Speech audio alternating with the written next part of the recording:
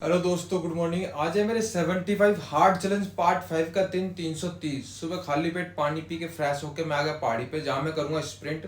भाई स्प्रिंट आपका muscle size बढ़ाती है, साथ में क्लीन मसल जिसे कहते हैं रिप्ड मसल वाला गेन करवाती है, और साथ में फैट बर्न भी करती है, वेट लॉस भी करती है। तो आप इसे अपने रूटीन में जरूर ऐड करें, खासकर मॉर्निंग सेशन में ही कर लें। और भाई मैं रनिंग करने के बाद चला जाऊंगा घर की तरफ, फिर मैं चला जाऊंगा वर्कआउट करने। आज बहुत दिनों के बाद मैंने रनिंग की है और मुझे थोड़ा सा लग रहा है कि आज कमी ठीक है। उसके बाद मैं आगे भी जिम में पहले मैं कर लूंगा अपना क्लीन एंड प्रेस, जिसे मैं कहता हूँ स्ट्रेंथ अपने लिए, एंडोरेंस स्टेमिना डेवलप करने वाला वर्कआउट।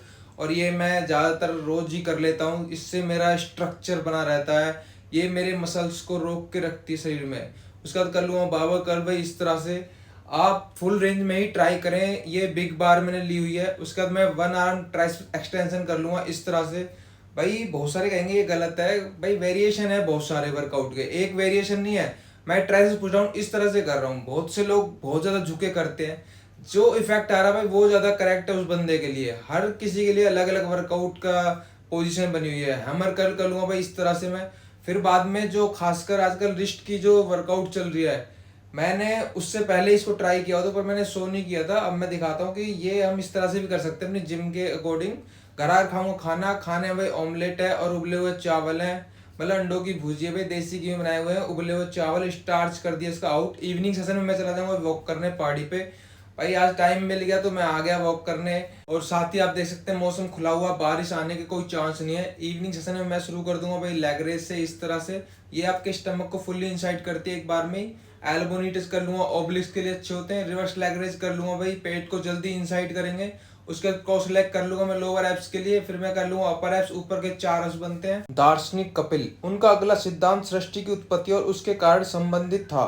कपिल ने इस सिद्धांत को अस्वीकार किया कि किसी सृष्टिकर्ता ने सृष्टि की रचना की है। उनका मत था कि उत्पन्न वस्तु पहले से ही अपने कारण में विद्यमान रहती है, जैसे मिट्टी से बर्तन बनता है अथवा धागों से कपड़े बनते हैं। इस प्रथम आधार पर कपिल ने सिद्धांत का अस्वीकार कर दिया कि सृष्टिकर्ता ने सृष्टि की रचना की है। लेकिन कुछ अन्य आधार से जिन्होंने अपने दृष्टिकोण के समर्थन में प्रस्तुत किया, अस्तविहीनता कभी किसी कार्य का विषय नहीं हो सकती।